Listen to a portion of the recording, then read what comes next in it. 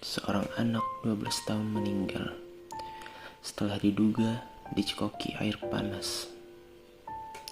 Tubuhnya penuh luka, bukan dari luar rumah, tapi dari tempat yang seharusnya melindungi.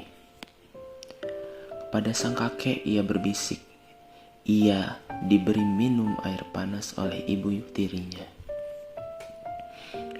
Ini bukan pertama kali. Ia bahkan pernah meminta masuk pesantren, seolah ingin pergi dari sesuatu. Keluarga pernah memaafkan kejadian sebelumnya. Mereka mengira semuanya telah selesai. Namun, kekerasan itu kembali. Paru-parunya sampai bengkak dan napas kecil itu akhirnya berhenti. Kini hanya tersisa penyesalan karena kadang bahaya bagi anak justru datang dari rumahnya sendiri.